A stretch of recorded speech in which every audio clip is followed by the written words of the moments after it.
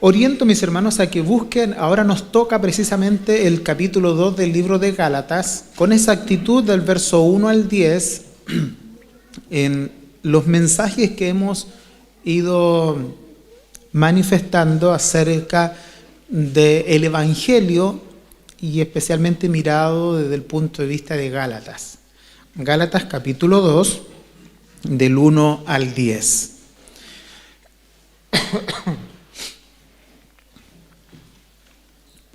Vamos a leer entonces este pasaje que dice así y lo leemos en el nombre del Señor. Entonces, después de 14 años, subí otra vez a Jerusalén con Bernabé, llevando también a Tito.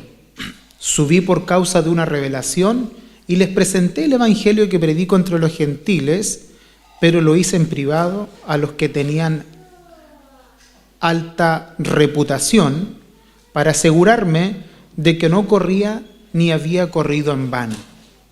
Pero ni aun Tito, que estaba conmigo, fue obligado a circuncidarse, aunque era griego. Y esto fue por causa de los falsos hermanos introducidos secretamente, que se habían infiltrado para espiar la libertad que tenemos en Cristo. Para espiar la libertad que tenemos en Cristo Jesús, a fin de someternos a esclavitud, a los cuales ni por un momento cedimos para no someternos, a fin de que la verdad del Evangelio permanezca con ustedes. Y de aquellos que tenían reputación de ser algo, lo que era nada me importa, Dios no hace excepción de personas, pues bien, los que tenían reputación nada me enseñaron, sino al contrario, vieron que se me había encomendado el Evangelio a los de la incircuncisión, así como Pedro lo había sido a los de la circuncisión, porque aquel que obró eficazmente para con Pedro en su apostolado a los de la circuncisión, también obró eficazmente para conmigo en mi apostolado a los gentiles. Al reconocer la gracia de Dios que se me había dado, Jacobo, Pedro y Juan, que eran considerados como columna, nos dieron a mí y a Bernabé la diestra de compañerismo para que nosotros fuésemos a los gentiles y ellos a los de la circuncisión. Solo nos pidieron que nos acordáramos de los pobres, lo mismo que estaba también deseoso de hacer. Bien. En honor al tiempo, voy a tratar de irles mencionando acerca de la continuidad de nuestras predicaciones y especialmente este mensaje. Hay una controversia, mis hermanos, y créanme de que la intención mía es hacer entendible este mensaje para nosotros, los que estamos aquí. Esa es mi intención. Pero no puedo dejar de pasar algunos detalles que todo intérprete de las Escrituras debe tratar de realizar, ¿ya? No es fácil pensar en estos detalles y por ende le voy a pedir que no se distraiga con cosas que le van a quitar la atención, sino que traten lo posible de concentrarse para que veamos la importancia de estos detalles. Como por ejemplo, una de las cosas que se discute referente a este tema es precisamente si lo dicho por el apóstol aquí, dice, entonces después de 14 años subí otra vez a Jerusalén con Bernabé, llevando también a Tito. Lo que se discute si estos 14 años a los cuales Pablo se refiere como una segunda visita a Jerusalén fueron 14 años después de su primera visita o 14 años después de su conversión. ¿Por qué es importante este hecho puntual? Porque si estos 14 años que Pablo muestra son desde su conversión, esta carta se escribió antes del concilio de Jerusalén. Pero si estos 14 años son después de su primera visita, esta carta se escribió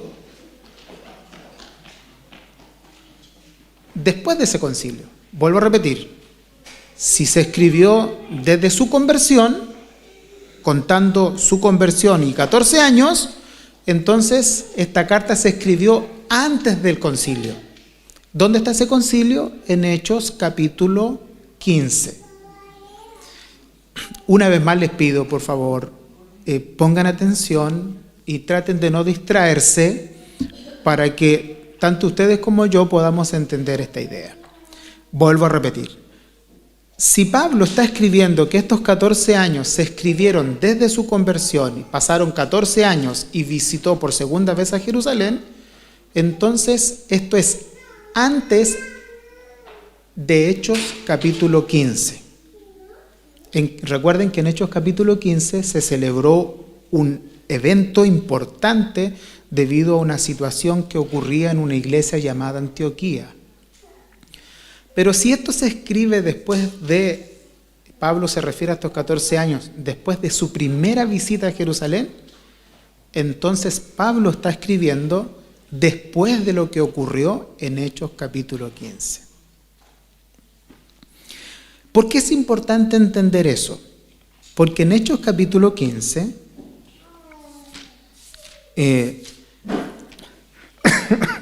se zanjaron cosas. Y se zanjaron cosas a tal grado que a Pablo le dieron una carta que Pablo usaba y la tenía en sus manos, y en todas las iglesias que él había visitado en su primer viaje misionero, después al volverlas a visitar, les presentaba esa carta y les decía: esto acordaron los apóstoles en Jerusalén junto con todos nosotros y el Espíritu Santo. Pero lo curioso es que precisamente en esta oportunidad y en esta carta a los Gálatas no se hace mención de eso. No se hace mención ni de ese encuentro y no se hace mención del resultado de esa junta. Por lo tanto, hay una fuerte postura, y que no es la más popular, por eso que lo menciono, hay una fuerte postura de que todavía ese problema que se generó en Hechos capítulo 15, que llevó a reunirse a los apóstoles y a Pablo y Bernabé y algunos hermanos de la iglesia gentil, no había ocurrido todavía si Pablo no menciona eso en esta carta. Ahora, esto perfectamente, estos 14 años después que Pablo fue a visitar, podrían ser lo que se narra en Hechos capítulo 11. En el versículo 27 al 30 se narra que los hermanos de Antioquía, debido a que un profeta de Jerusalén fue a la iglesia de ellos, este profeta llamado Agabo, comenzó a predicar y a decir de que se venía una gran hambre. Y como se venía una gran hambre, juntaron recursos y los mandaron con Pablo y Bernabé para los pobres de Jerusalén. Donde hay un detalle importante que ha quebrado un poco la cabeza de algunos eruditos, es que precisamente a Tito no se nombra en el libro de los Hechos. Hay varias teorías que son teorías que solamente servirían como para nombrar. Es que no se nombra a Tito porque Tito podría haber sido hermano de Lucas, quien también era griego, no era un convertido judío, y no, como Lucas no se incluyó en el relato del libro de los Hechos de manera textual, tampoco incluyó a su hermano. Esa es una teoría que han abrazado algunos ortodoxos. Pero lo cierto es que en esta carta de Gálatas, Pablo sí menciona una visita con Bernabé Y en privado, ese es otro detalle, porque la carta o el libro de los Hechos muestra que la visita del apóstol Pablo no fue en privado, pero sin embargo esta carta dice que fue una visita en privado y llevaron a un griego llamado Tito. Y al llevar a este griego Tito ocurre algo importante, que es súper decidor, que algunas personas llegan a decir que fue la mejor estrategia de Pablo. Porque si el problema de la iglesia, como ya hemos mencionado anteriormente, es que entraron unos personajes a la iglesia que se consideraban cristianos, que eran judíos, y ellos decían que la salvación sí es por Cristo, pero la salvación se completa con una obediencia a las cosas de la ley. Es decir, usted podría creer en Cristo, pero la salvación realmente es efectiva cuando usted se vuelve un judío.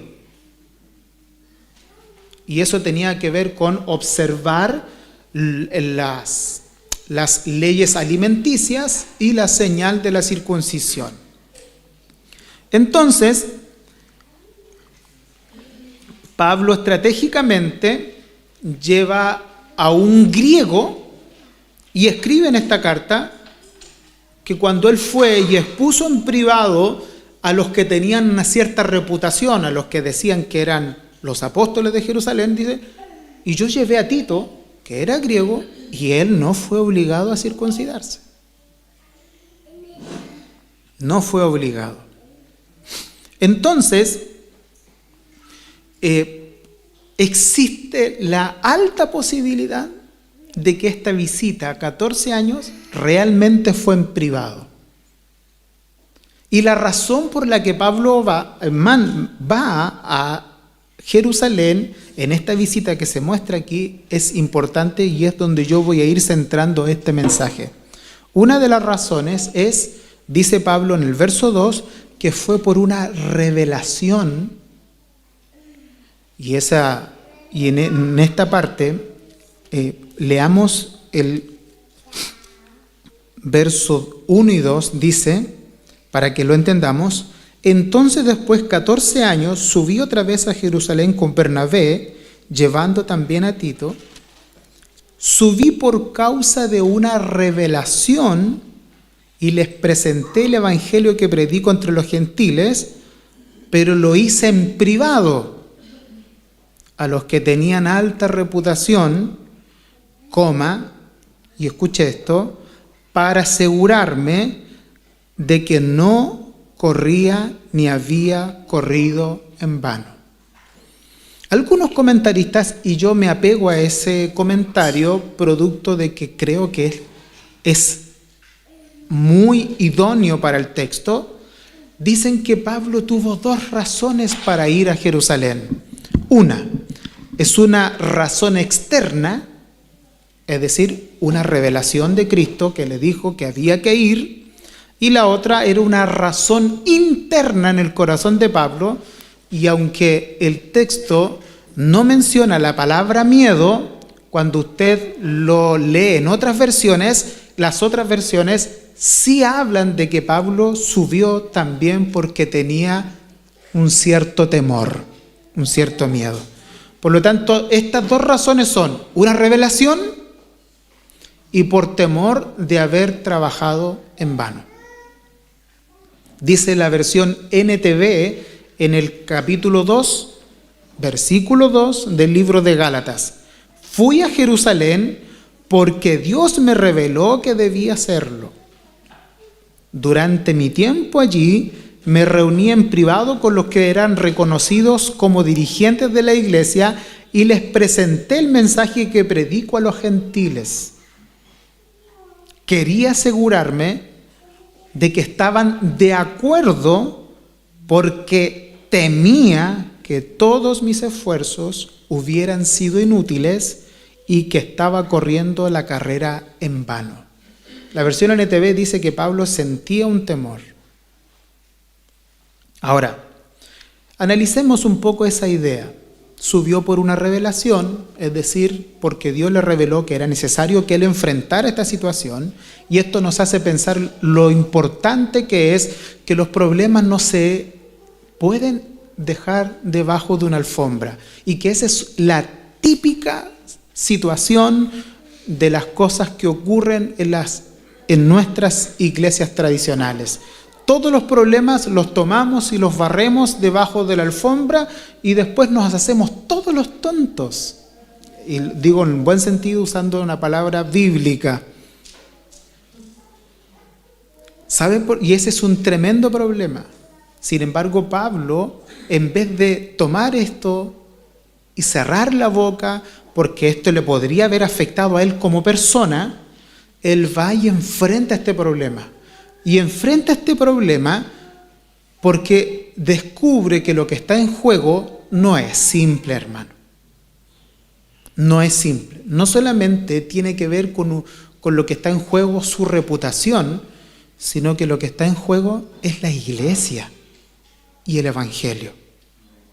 Y eso hay que ser un mal siervo de Cristo para no enfrentar problemas de esa índole. Comúnmente ocurre lo contrario. Por eso que cuando él es obediente a esta revelación, pero por otro lado, él también sentía temor, porque habían en juego todas las iglesias gentiles. Estaba en juego la conversión de las iglesias gentiles. Ahora, no debemos pensar, mis hermanos, y ojo con esto, que la preocupación de Pablo era porque él podría estar sintiendo de que a lo mejor estoy equivocado y que tanto su mensaje o sus métodos no estaban siendo los correctos y había alguna duda en él y que necesitaba que los apóstoles de Jerusalén lo confirmaran. Porque hay comentaristas que han llegado a decir esto. Y que por eso él necesitaba que los apóstoles de Jerusalén le ordenaran las ideas para que el apóstol volviera a hacer las cosas correctas. Yo creo que eso es una mala interpretación. ¿Por qué? Por tres razones. Una, Pablo dice que fue a Jerusalén por una revelación. Y la pregunta frente a esto, si él fue a Jerusalén por una revelación, tenemos que recordar entonces que Pablo era un verdadero apóstol. Tenía acceso directo a Dios. Y al tener un acceso directo a Dios y su revelación, no hay sentido alguno, mis hermanos, para pensar de que él en algún momento estaba dudando de su método o su mensaje. Recuerden que en el capítulo 1 Pablo dijo que era apóstol de Jesucristo.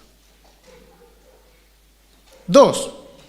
Si Pablo estaba inseguro, ¿por qué esperar 14 años? Es como extraño, ¿no? Y 3, recordemos que en el capítulo 1 él ya dijo, estaba tan seguro de su mensaje que él dijo, hermanos, si aún nosotros o un ángel del cielo les predica otro evangelio del que ya habéis recibido, téngalo como un maldito de Dios, un anatema. Eso no lo puede decir una persona que está inseguro. Muy por el contrario, Pablo está diciendo, estoy seguro. Entonces, el temor de Pablo, ¿a qué se refiere? ¿Se refiere a que él está inseguro en su mensaje o en su método? No. Lo que está siendo amenazado es la productividad de su trabajo. No el mensaje, sino la productividad de su trabajo. Si los apóstoles, escúcheme bien, si los apóstoles de Jerusalén no confirmaban que el mensaje de Pablo era verdadero, se iban a crear de dos tipos de iglesia. con enseñanzas totalmente distintas. Y las dos iglesias se iban a comenzar a juzgar entre sí. Los judíos nunca creerían que los gentiles tienen una salvación completa porque les falta la obediencia a la ley, y los gentiles podrían decir que realmente la iglesia de Jerusalén no es una iglesia cristiana. Y estarían los dos bandos constantemente discutiendo quién tiene la verdad y quién no. Y ahora recuerden otra cosa, que al leer el libro de los Hechos, Pablo, ¿dónde comenzaba siempre su predicación? ¿Dónde iba a cada ciudad donde él llegaba? ¿A dónde iba? A una sinagoga. Y eso iba a complicar directamente la productividad del evangelio. Sin embargo, recordemos que el mensaje de estos hermanos que entraron encubiertamente, ellos insistían en enseñar de que la enseñanza de Pablo era una creencia muy fácil y que no era el mensaje que daban los apóstoles en Jerusalén, sino que era su propio invento. Esto insistían ellos. Pablo sabía que el mensaje que él estaba presentando era el mensaje que Dios le había revelado y que por lo tanto era verdadero. Por eso que él no evita este problema, él va y lo enfrenta con valentía, pero él no podría mantener la salud espiritual de las iglesias con una enseñanza sana si los mismos apóstoles de Jerusalén no lograban desmentir a estos falsos hermanos que se habían metido a la iglesia para espiar la libertad que tenían en Cristo.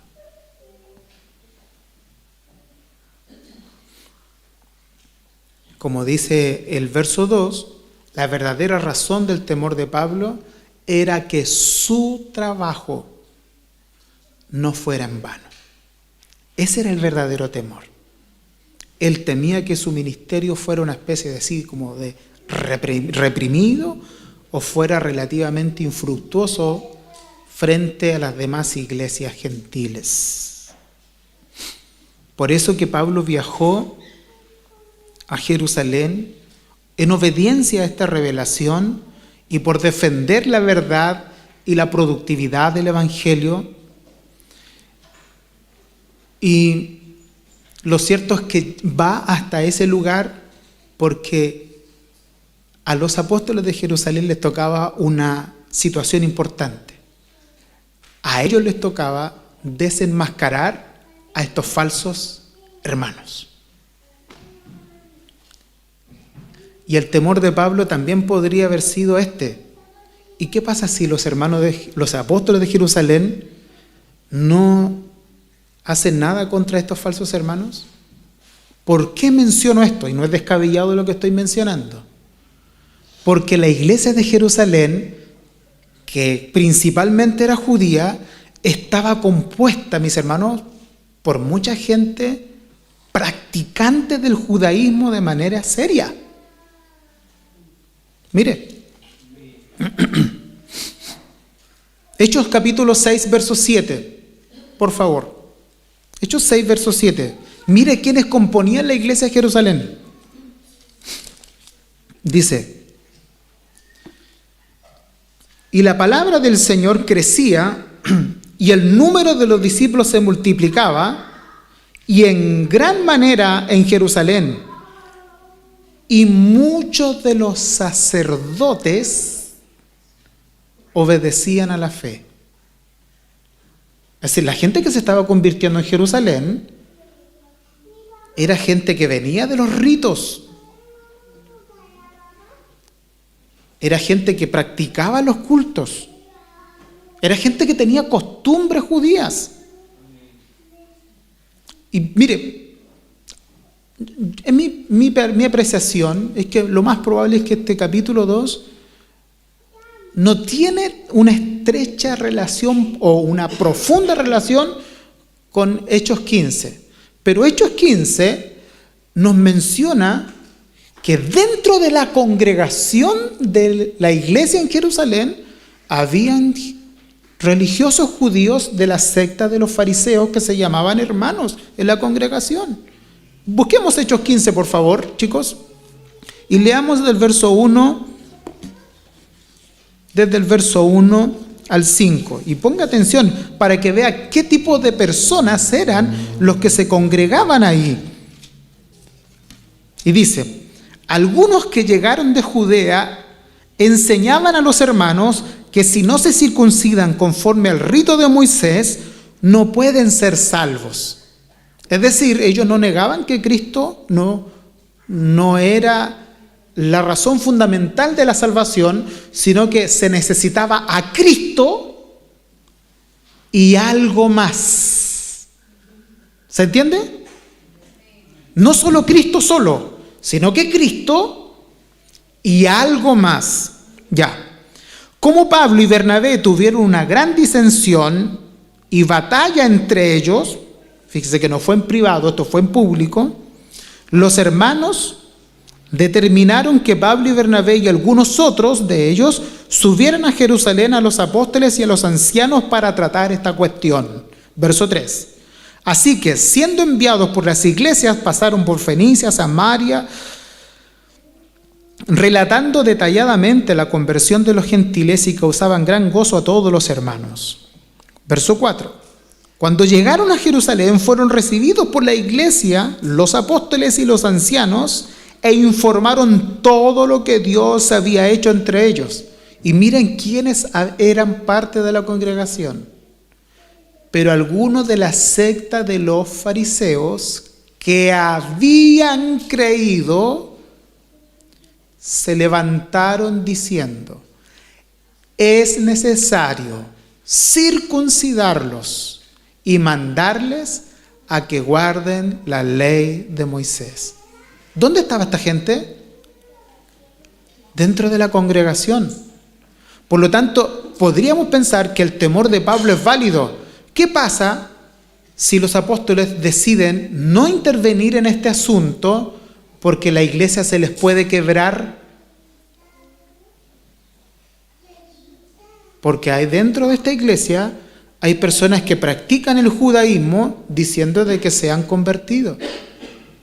Entonces, ¿era válido el temor de Pablo o no?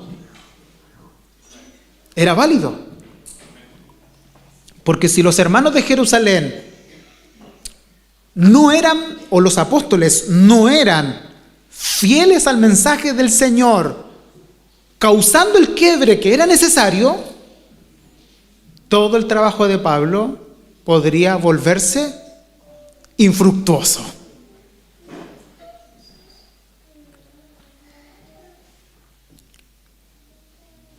Ahora, quiero pensar esto, y es importante que yo lo diga, porque no puedo pensar de que Pablo tenía en mente que a los hermanos de Jerusalén tenían otro mensaje. No, eso es una pésima presunción. No.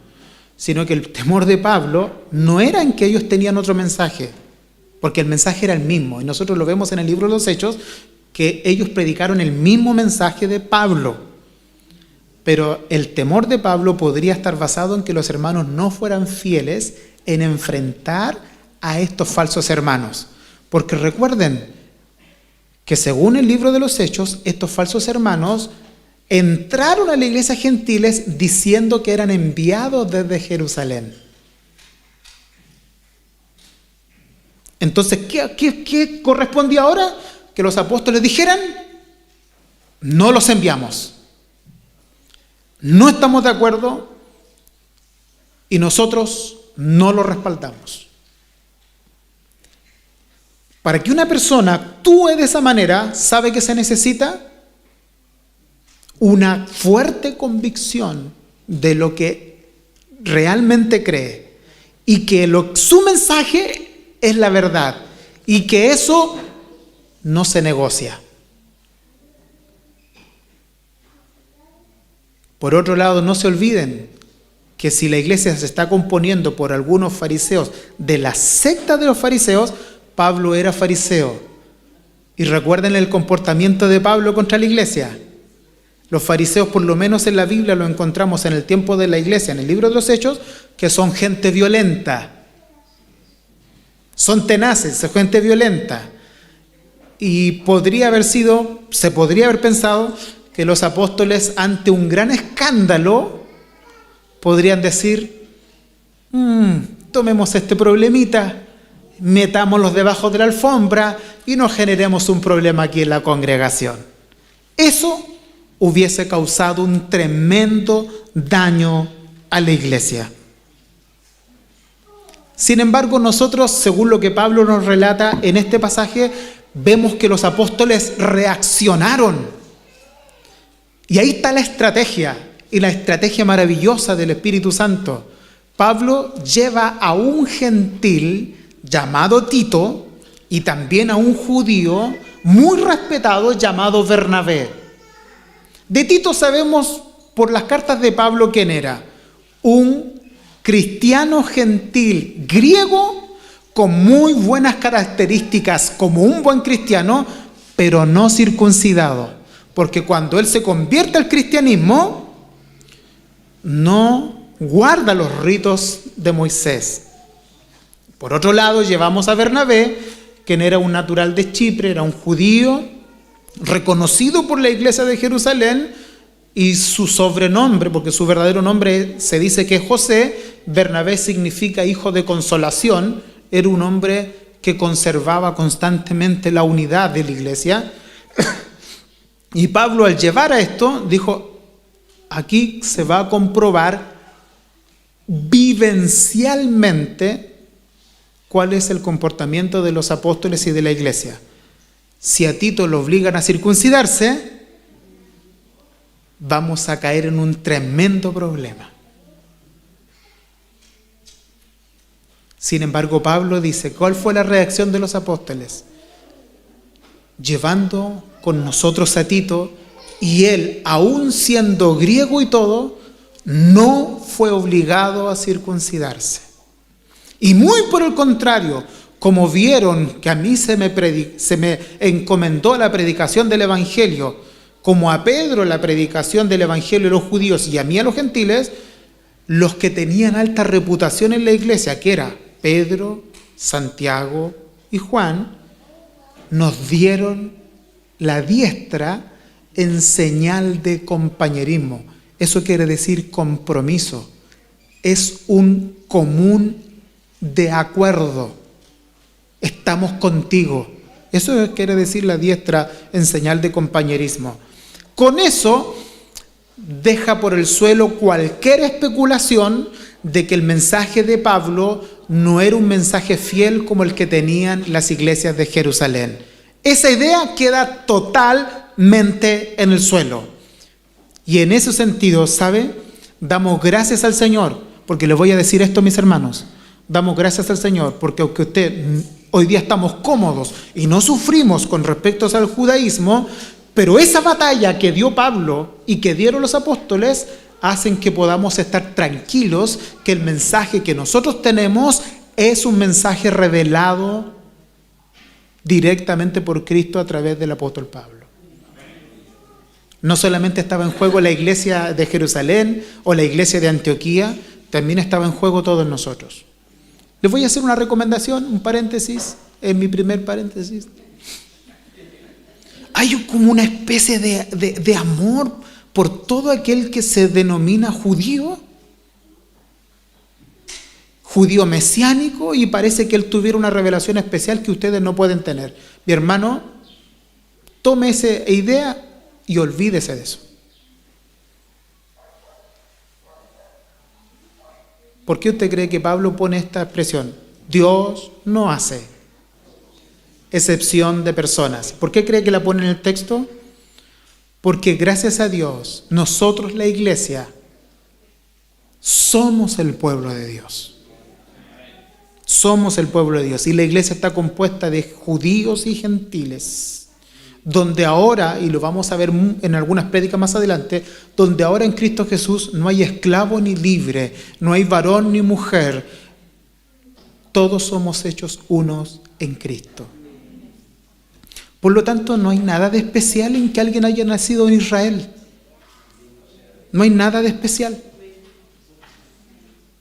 Hoy día como que todos tienen esa moda de, no, lo dijo el judío acá, y se han levantado una cantidad de judíos en este tiempo peleando contra el evangelio de la gracia, llevando a la gente hacia el judaísmo, y disculpe lo que voy a decir, y una cantidad de pentecostales tragándose esas tonteras, mis hermanos.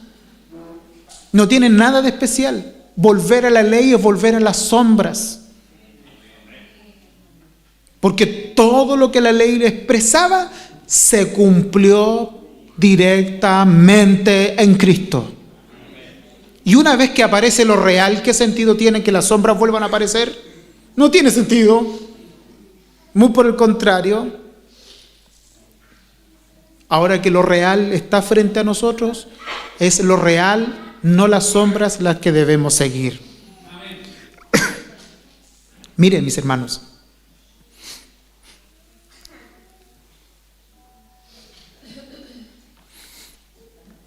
Cuando esto se zanja, nosotros podemos decir que el resultado final de esta reunión, y aquí ya voy a ir comenzando a mostrar algunas aplicaciones para nosotros, porque si bien es cierto, vuelvo a repetir, parece que nosotros aquí estamos cómodos, po. No. Si entrara alguna persona y dice, hermano, ¿saben qué? Entre paréntesis, algunos deben acordarse, los más antiguos, que nosotros ya vivimos una experiencia parecida, de que entró un judío aquí con una tola, ¿cómo se llama eso? Kipá. No tengo idea ni cómo se llama, disculpe mi ignorancia. Y entró aquí con una kipá y se sentó y nos escuchó predicar, y encontró fantástico el mensaje, bonita la explicación, se nota que son una iglesia informada, pero cuando nos despedimos le falta algo, dijo. Y era un compañero de trabajo, parece que tenía el hermano Alberto. Le falta algo. ¿Y sabe cuál era lo que nos faltaba? Volvernos judíos. ¿Cierto que esa era la idea? Esta iglesia está bien, es una de las más sanitas que ha entrado en San Antonio, dijo. Pero le falta algo, como para que sean perfectos, las hermanas tienen que entrar con velo, los hermanos tienen que usar, ¿cómo se llama? ¿Kipá? Tienen que usar kipá.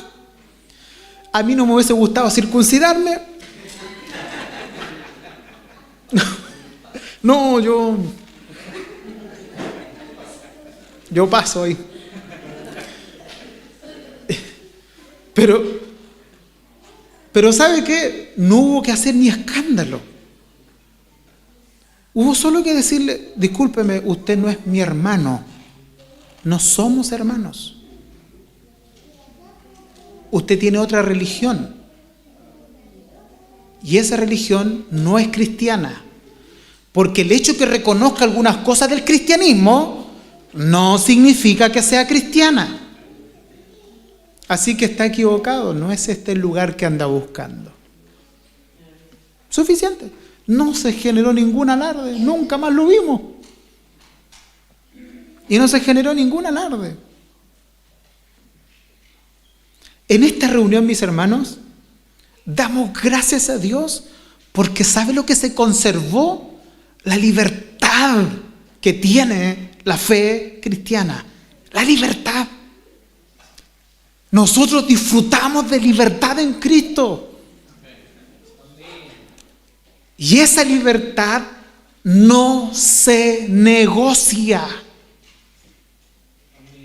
Pero vuelvo a repetir, recuerde que ya en esta parte del mensaje voy a ir dando las aplicaciones, porque aunque nosotros no tenemos mayormente esos problemas, pero sí nosotros sufrimos algunos conceptos de esclavitud que se dan en medio de nosotros. Y aquí quiero mencionarles algunas cosas, mis hermanos. Porque curiosamente aquellos, porque recuerden, ¿qué es lo que presenta Pablo? Dice, ¿saben qué? Debido a que algunos hermanos entraron encubiertamente para espiar la libertad que tenemos en Cristo, nosotros ni por un momento, dijo Pablo, accedimos a someternos. No lo vamos a permitir, dijo. Y no lo permitimos, ¿para qué? Para que la libertad del Evangelio permaneciese firme en Cristo. Mi hermano, nosotros no vamos a sufrir eso. Pero ¿cuántas cosas sí sufrimos muy parecidas a esas que nos quieren sacar de la libertad que tenemos en Cristo? ¿Y cuál debe ser nuestra reacción frente a eso? No someterte, ni por un minuto. Porque someterte a estas cosas, ¿sabe lo que significa? Decir que Cristo no fue suficiente y se necesita perfeccionar la obra de Cristo con algo más. Y voy a darle para no ser tan indolente, pero voy a darle solo uno de los cuidados que hay que tener con estos falsos hermanos que tienen como por costumbre esclavizar a las congregaciones. La religión moralista tiende a presionar a sus miembros para que adopten reglas y normas.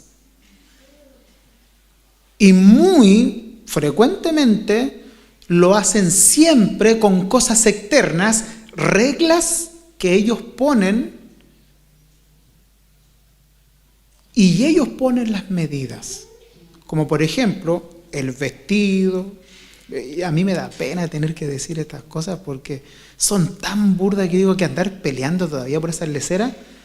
Pero sí, lamentablemente en las iglesias pasa. Que el vestido, que el pelo, que la pintura, que el aro, que la ropa. Algunos más horribles, que lo que comen, que cuando comen, que si se debe comer, no se debe comer. Mi hermano, ¿cuál es nuestra reacción frente a eso? No debes someterte ni por un minuto a aquellos hermanos que te quieren esclavizar. Ni por un minuto.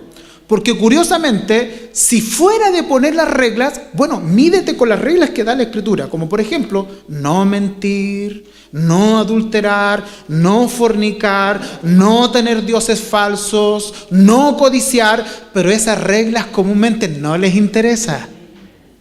Las reglas que les interesan son las reglas de la apariencia. Y se sienten incómodos cuando alguien no se viste como ellos, cuando alguien no hace lo que ellos hacen, cuando no escuchan la música que a ellos les gusta, cuando no se comportan como ellos se comportan. ¿Saben qué van a hacer ellos? Tratar de anular la libertad que nosotros tenemos en Cristo. ¿Y sabe por qué no quiero ser tan indolente? Porque yo también anduve por ahí, hermano. Si yo también anduve por esos caminos. De tener a Cristo y algo más. Porque aquel que es cristiano no puede andar por ahí. Mi hermano,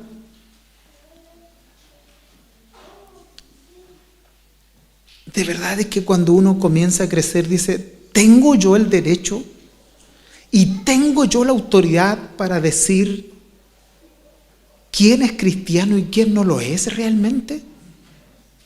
No lo tenemos. No lo tenemos. Mi hermano, escúcheme esto. Podemos estar preocupados de las apariencias y por dentro tener problemas que ni siquiera nos incomodan. Codiciando a la mujer extraña, siendo grosero de hablar. Mire, voy a mencionar algo.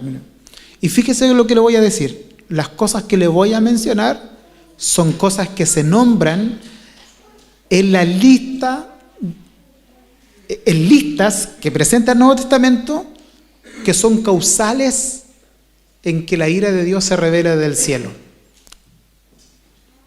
Escucha esto. Se preocupan de las cosas externas, pero no se preocupan de esto, de la fornicación, y no de la fornicación del acto, la fornicación de la mente. No se preocupan de que la mentira es una de las razones por las cuales la ira de Dios viene desde el cielo. No se preocupan de la obediencia a los padres. ¿Sabían, niños, que la desobediencia a los padres, según Romanos capítulo 1, está dentro de la lista por las cuales la ira de Dios viene desde el cielo?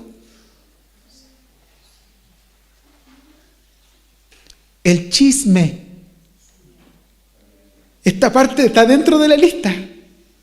Pero no, esas cosas no se preocupan. ¿Saben por qué? Porque como dice un autor, y lo leyeron los hermanos de Exi, esos se llaman hoy día, ¿sabe cómo se llama? Pecados respetables. No, así se llama el libro, ¿eh? Pecados respetables. Esos como que son, mire la contradicción, son como pecados sagrados. ¿Qué los podemos tener? Lo más importante es que el hermano no se saque la corbata.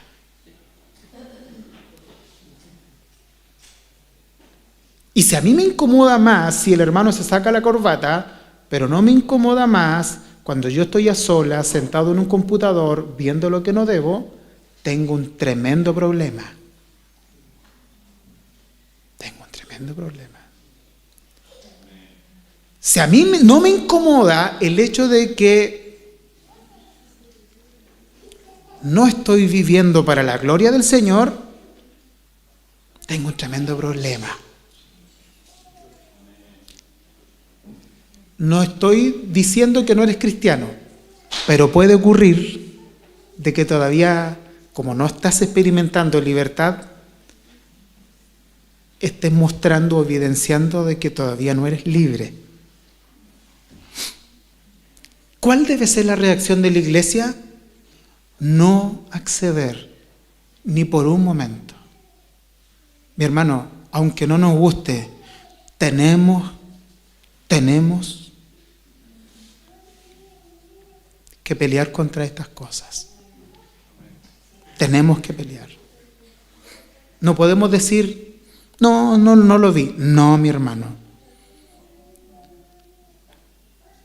No podemos decir eso.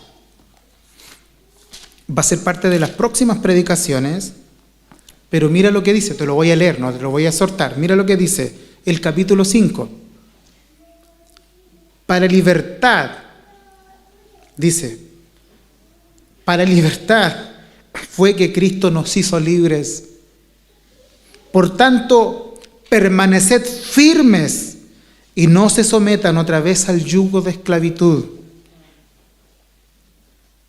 Miren, yo Pablo dice, les digo que si se dejan circuncidar, es decir, si ustedes quieren agregar a su fe algo más, Cristo de nada les aprovecha. Otra vez les digo que todo hombre que quiera agregar cosas como la circuncisión o cualquier otro rito está obligado a cumplir toda la ley. Y los que quieren hacer eso, de Cristo se separan. Ustedes, los que quieren justificarse por cualquier otra cosa. Es mejor decir, mi vida cristiana la vivo y la disfruto porque Cristo me hizo libre. Ay, te voy a decir algo en esta mañana. Es que, pastor, mire, yo lo entiendo, pero yo no me siento libre. ¿Y quién te dijo que tus sentimientos son un indicador para tu libertad? Tus sentimientos y lo que sientes no es un indicador. ¿Sabe qué es lo que define tu libertad? La palabra de Dios. Y tu responsabilidad, es decir, que si Cristo te perdonó de los pecados, fuiste lavado por la sangre de Cristo, eres libre. Y si la palabra del Señor lo dice, tu responsabilidad es creer a la palabra de Dios. No a sentir alguna cosa, sino que simplemente creerlo. Y yo conozco mucha gente Recuerda, mira, este tipo de cosas. Hermanos, hay iglesias en las que Dios no está. Y pueden ser iglesias muy bíblicas. Y hay personas que dicen, no, hay iglesias en las que Dios no está. Porque si no está el sello del Espíritu Santo en ellos, Dios no está ahí. Y fíjese que siempre ese sello tiene que ver con cosas externas, como el hablar en lenguas. Si no hay lenguas, Señor no está. Y la gente sabe que si usted analiza todos esos contextos, son exactamente las mismas cosas. Cosas que la gente tiene que observar, que son parte del agregado a la fe en Cristo y que tienen que estar, porque si la observo que no están, entonces puede que no sea cristiano. Nunca te sometas a ese tipo de cosas. Nunca. Porque si la palabra dice que nuestros pecados fueron perdonados en Cristo y que Él resucitó para nuestra justificación y que tú crees en la fe, por la fe en Cristo Jesús, tú eres hijo del Señor. Independiente de que no sientas nada, porque tu responsabilidad no es sentir, tu responsabilidad es creer. Creer, esa es tu responsabilidad. Y sin duda, si tienes el Espíritu Santo, tú crees. Tú crees. ¿Cuál es nuestra responsabilidad frente a eso? No someterte a aquellos que quieren destruir la libertad que hay en Cristo. No. No te dejes esclavizar. Pero por otro lado lo digo, por si en este lugar, o alguien que me escucha, tiene problemas con aquellos hermanos que están disfrutando su vida cristiana. Porque en esto hay un punto importante. No, es que la vida cristiana no se disfruta. La vida cristiana es solo dolor. Tienes un serio problema. Ay, hay un serio problema. Porque el hecho de que a ti te haya tocado la vida dura no significa que todos la tienen que vivir así. No. Yo les conté que a mis hijos les estoy enseñando la Confesión de Fe de Westminster, el Catecismo Menor de Westminster, porque es algo que ellos mismos me pidieron. De hecho, yo a veces estoy tranquilo estudiando en la noche, que el momento más tranquilo que tengo que estudiar, y llegan con el catecismo. ¿Y cuál es la clase de hoy? Son las 12 de la noche. ¿Cuál es la clase de hoy? Así que estoy obligado a hacerles clases en la noche. Pero ¿sabe lo mínimo que decía las iglesias en el siglo XVII? Lo mínimo que debe aprender un niño en una iglesia es que somos hechos para vivir para la gloria de Dios y para disfrutarlo por siempre. De modo que no solamente vivimos para la gloria del Señor, sino que también un cristiano lo disfruta. Si tú no disfrutas a Dios, wow, hay un problema ahí. ¿Por qué hay un problema? Porque claro, porque si a ti la iglesia o el evangelio te es una carga pesada, lo más probable es que tú estés agregando algo a tu fe que hace de que el evangelio no sea disfrutable por ti. Porque cuando uno disfruta algo, eso no es una carga, es un placer. Y todos nosotros, debemos sentir gozo por ser hijos del Señor. Mi hermano, si tú llegas a la iglesia y llegas como con la idea, llegué, lo logré, y te vas de la iglesia y dices, oye, el miércoles ya, así como que esto es una carga pesada, qué difícil. Te recomiendo, anda a los pies de la cruz, soluciona tu problema con Cristo, porque no estás disfrutando el evangelio que provoca libertad. Algo no está bien, revisa tus convicciones y vuelve Vuelve a disfrutar lo que significa ser cristiano. Vuelve a disfrutar. No es el tema de hoy, por ende no me voy a meter profundamente en eso, pero sí es verdad que a veces por amor al Evangelio tenemos que restringirnos frente a la debilidad de algunos hermanos. Sí es verdad. Algunos son débiles. Y dentro de esa debilidad les afecta verte en una playa, por ejemplo.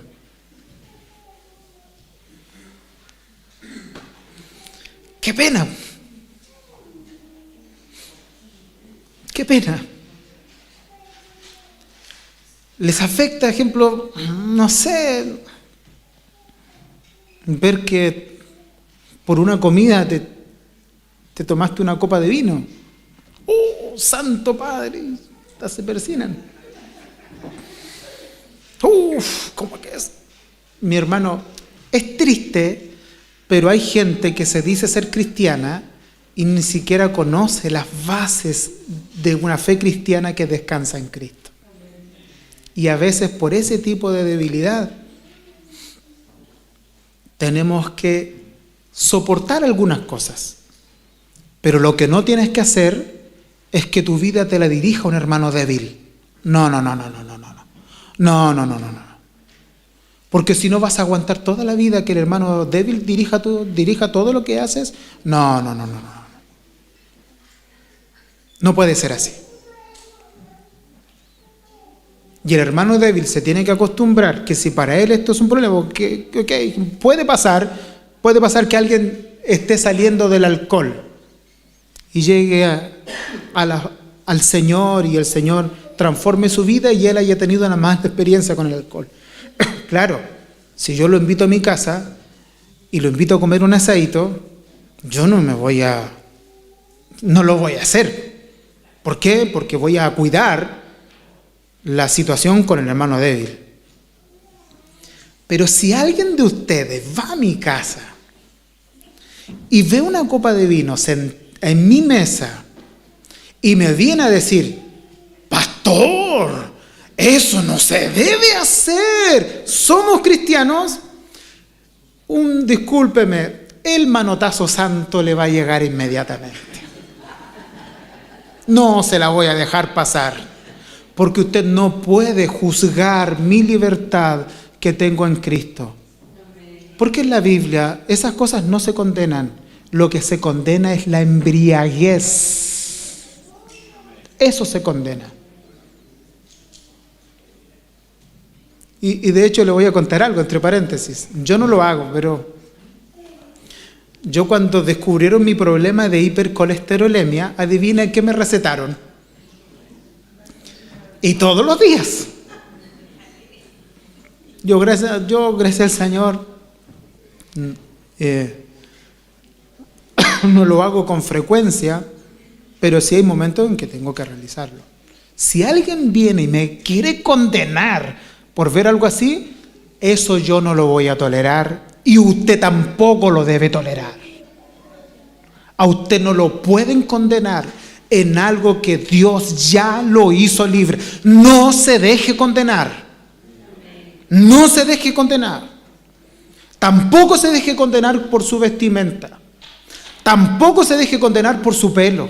No se deje condenar. No lo acepte. Porque aunque a otros ese tipo de cosas les sea perjudicial, es el hermano débil el que tiene que aprender que hay cosas que a lo mejor él no comprende. Pero si la actitud del hermano débil es condenar, usted no tiene el derecho a aguantar ese tipo de cosas. Si él viene con debilidad y le dice, hermano, ¿sabes qué? ¿Me puedes explicar esto? Veo esto en ti y según yo esto está mal. ¿Me lo puedes explicar? Usted tiene todo el derecho de explicarle al hermano y decir, ¿sabe qué, hermano? Yo tengo libertad por esto y por aquello. Pero si él insiste en que usted tiene que mejorar su conducta, como un requisito para su salvación, usted tiene la obligación de no dejarse convencer por esa situación. Porque nuestra salvación no depende de lo que nosotros hayamos hecho, ni tampoco se sostiene por lo que hacemos. Nuestra salvación es segura en Cristo Jesús. Y nuestra libertad viene producto de la gracia salvadora de Dios. No podemos permitir, como dice Gálatas, que alguien nos juzgue por comidas o bebidas, por lunas nuevas o fiestas. No podemos permitir eso, sino que tenemos que darle valor a la gracia del Señor que nos hizo libres en Cristo Jesús. Que Dios nos bendiga. Eso es libertad. Eso es libertad. Y a eso nosotros fuimos llamados, a conservar esa libertad. Ahora, y este es el último ejemplo práctico que voy a dar. Si tú tienes un problema y quieres conservar tu integridad con Dios y tomar una decisión drástica, estás en todo tu derecho. Como ejemplo, yo tuve en un momento un profesor que él decidió hace más de 20 años atrás nunca más ir a una playa. Él lo decidió así. ¿Por qué lo decidió? Porque él descubrió de que él era una persona lujuriosa y que ir a la playa despertaba violentamente su lujuria. Entonces, ¿qué decidió? Nunca más ir a una playa. Pero nunca lo ha predicado desde el púlpito. Jamás.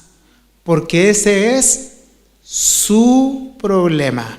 Y como es su problema, él tomó medidas para no exponerse ante la debilidad de su problema. Un ejemplo.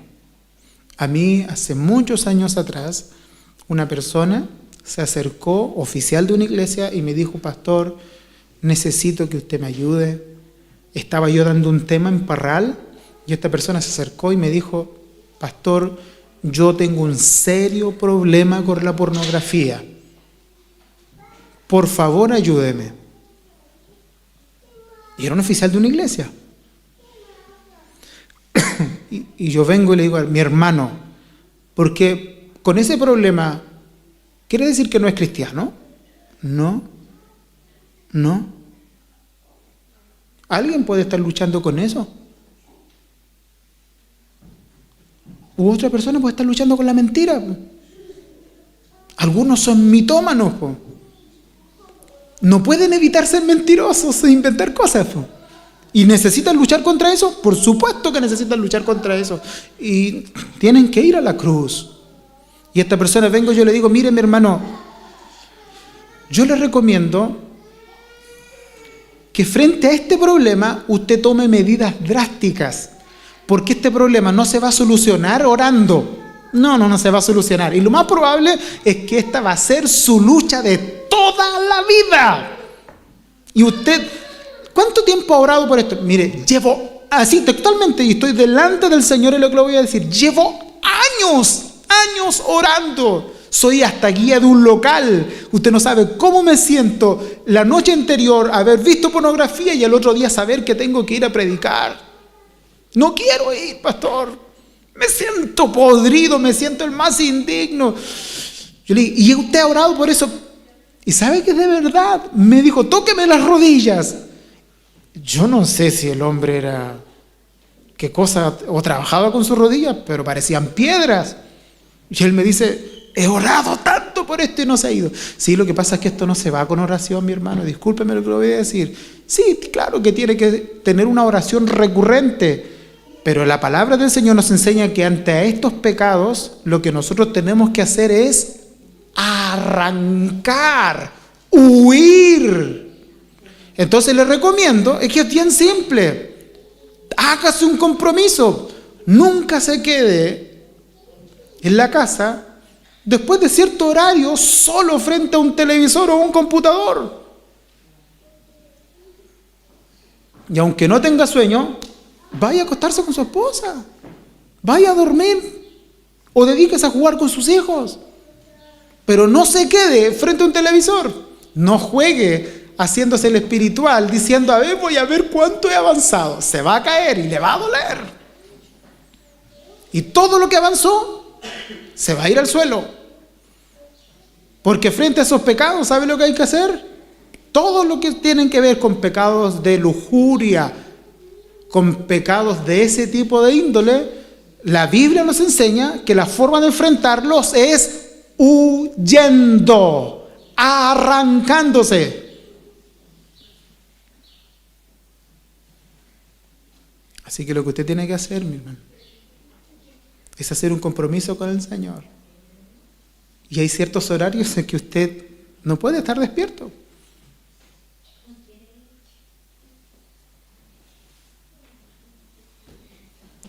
¿No es cristiano por eso? No podemos llegar a tal extremo. Pero él, vuelvo a repetir, pero ese hermano no se puede parar en un púlpito y decir, hermano, estar despierto después de las 9:30 de la noche es pecado. ¿Cómo eso? Pues ese es tu problema y tú tomaste un compromiso, pero no puedes decir que eso es una regla general para todos, porque no todos tienen problemas con la pornografía. Para otros ni siquiera hay un tema eso. No puedes hacer una regla de tus problemas. Y en ese sentido, ¿se da cuenta lo complicado que es ser pastor? Porque yo enseño la palabra del Señor, pero también tengo mi experiencia. Pero no puedo hacer de mis experiencias sus normas. ¿Se entiende? Lo que tengo que enseñar es la palabra del Señor. ¿Cuál es mi responsabilidad frente a eso? Cuando alguien me dice, hermano, ¿sabes qué te voy a decir? Y alguien me comentó esto. Alguien me comentó esto, y perdónme, no lo digo en son de burla. Pero alguien me comentó, mi pastor, ¿sabe qué? Fui a visitar a cierta hermana y iba a llevar un poquito de comida para su hijo que vive en la pieza de atrás. Y agarró un mantel y cubrió la comida. Y yo dije, ¿por qué cubre el mantel? Me dice, ¿no has escuchado que hay saetas que vuelan de noche y de día? Entonces, para que no se le metan las saetas a la comida de mi hijo, la prefiero tapar.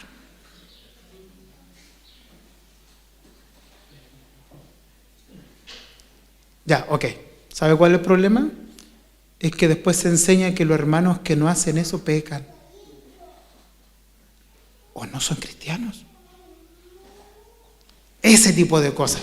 Jamás debes permitir que alguien te condene. Digo, ¿y cómo lo hará esa persona cuando hace un asadito en el patio? O sea, ¿de qué me puse a pensar? ¿Cómo? Perdón por eso, pero ¿cómo lo harán? O sea, ellos no se pueden comer un completito en un carro. ¿No tienen libertad para hacerlo?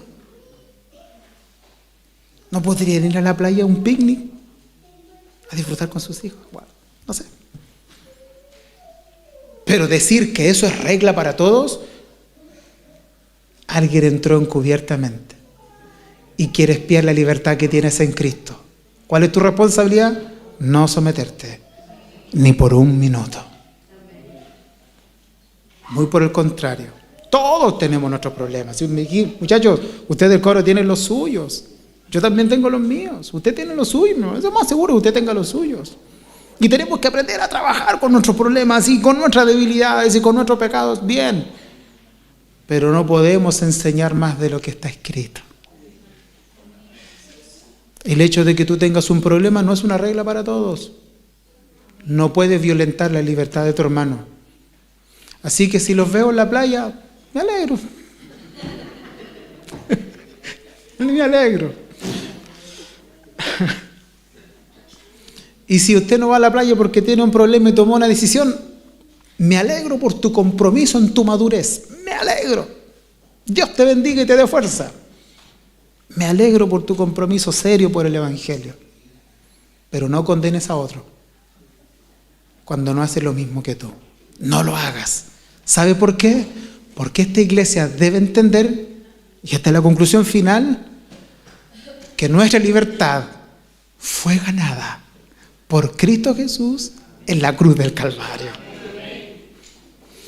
Mi hermano, y esto valga, se acerca la fiesta de Pascua, se acerca la fiesta de Navidad. No, dejemos esos comentarios. No, es que te hizo un árbol. No, yo caí en esas cosas en un tiempo. No, es que este anda con gorro de pascuero. Mire, dejen esas cosas. No. Deje tranquilo, no se metan en esas cosas tan burdas, tan sin sentido. No entre así. Mire, yo tuve una experiencia con mi hijo Israel y aprendí mucho de esa experiencia. Pucha, me he pasado mucho tiempo, disculpen. Yo tuve una experiencia con mi hijo Israel. Un día Israel llegó, usted sabe que Israel hizo solamente un año de clases, que fue cuando estaba muy chiquitito. Y un día, papá, mire, todos hacen en el colegio, hacen una carta para Santa Claus. Yo siento que no está bien, me dijo. El Mateo la hizo, por favor, papá. Pero yo no siento que no está bien, me dijo. ¿Qué dices tú? Sé sincero, papá. Era tan niñito, era chiquitito. Pucha, iba en kinder, ¿no? Yo recuerdo que iba en kinder. Yo le dije, mira, hijo, te quiero sentar, yo te quiero decir una cosa. Papá, si a usted le complica, tápale el oído a su hijo en por favor, esta predica, esta parte, tápeselo.